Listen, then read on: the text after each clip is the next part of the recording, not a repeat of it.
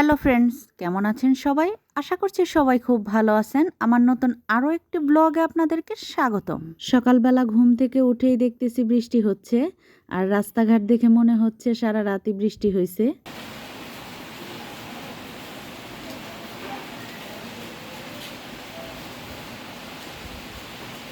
সকাল সকাল এমন বৃষ্টি দেখে মনে হচ্ছে খিচুড়ি রান্না করি। তো সকালের নাস্তায় রান্না করব সবজি খিচুড়ি, পোলাওয়ের চাল, মুগ ডাল, আর ফ্রিজে ছিল একটু একটু করে বেশ কয়েক রকম সবজি। সব কিছু নিয়ে আসলাম, এখন কেটে ধুয়ে রেডি করে নেই। খিচুড়ি রান্নার জন্য মুগ ডালটা আগে ভেজে নেই।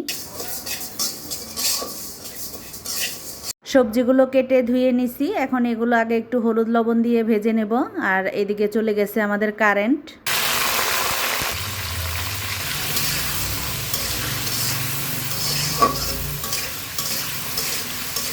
সবজিগুলো ভাজা হয়ে গেছে, এখন তুলে নেব। এখন সেই তেলেই খিচুড়িটা রান্না করব, আর আজকে খিচুড়িটাই কড়াইতেই রান্না করব। তো প্রথমেই দিয়ে দিলাম তেজপাতা আর শুকনো মরিচ। এখন দিয়ে দেব পাঁচফোড়ন, আদা আর আস্ত গরম মশলা।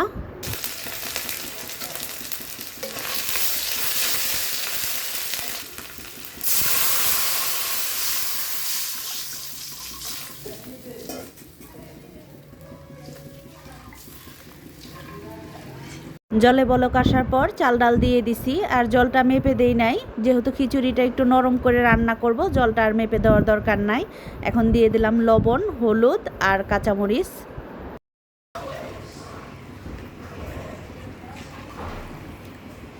খিচুড়ির চাল আর ডাল কিছুক্ষণ সেদ্ধ হওয়ার পর এখন ভেজে রাখা সবজিগুলো দিয়ে দিলাম।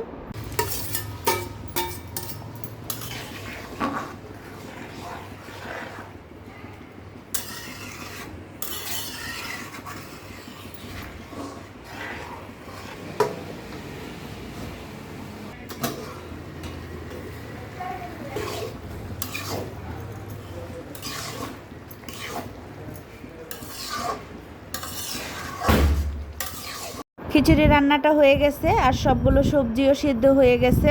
এখন নামাই নেব।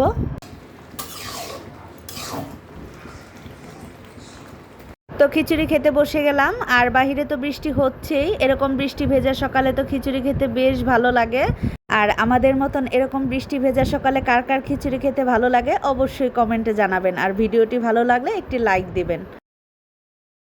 তো খিচুড়ি খাওয়ার পর এখন একটু চা খাবো। তো আদা তেজপাতা দিয়ে কড়া করে এখন একটু চা বানাবো।